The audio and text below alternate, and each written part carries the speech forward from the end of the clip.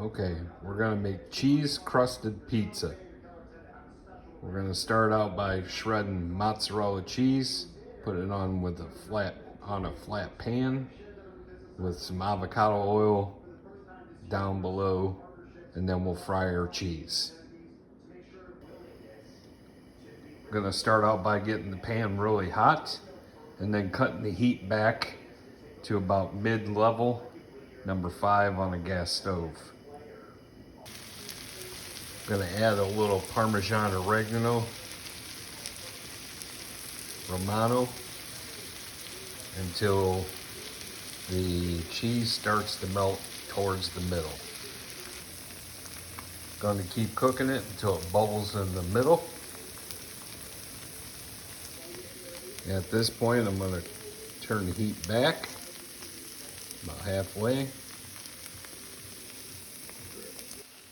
And at this point, you take 2 spatulas and flip it over. It's cooked for about a total of 3 to 4 minutes. At this point, both sides are done. Now we're going to add egg and some breadcrumbs and fry it on the other side as well. So at this point, I put the egg on top, and then I'm gonna beat it on top of the crust itself, spreading it out across the crust.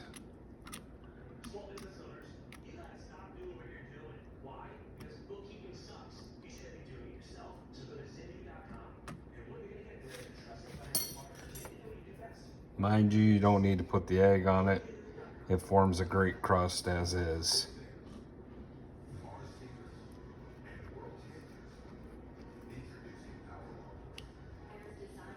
So at this point, I add some breadcrumbs.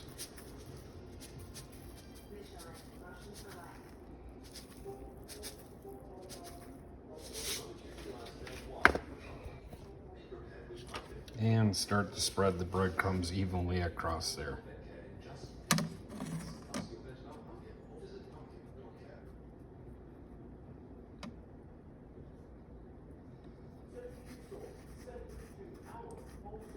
Making a little bit of mess, but it's all right, it'll be worth it. And just clean up afterwards.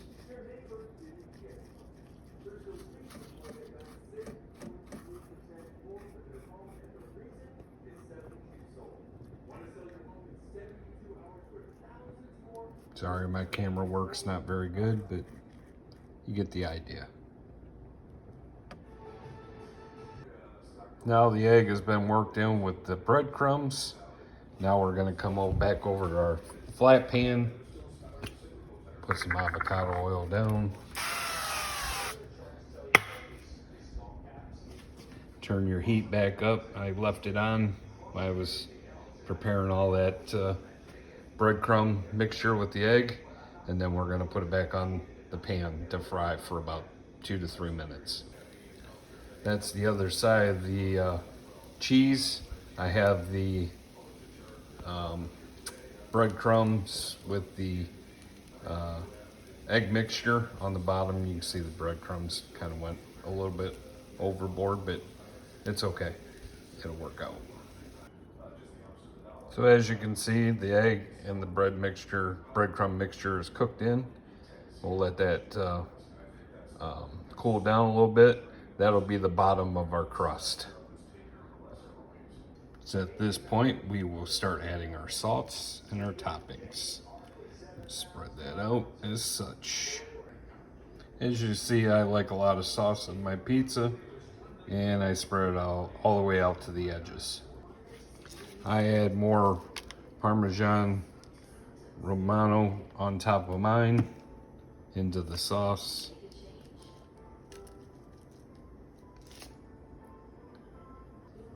Followed by some oregano.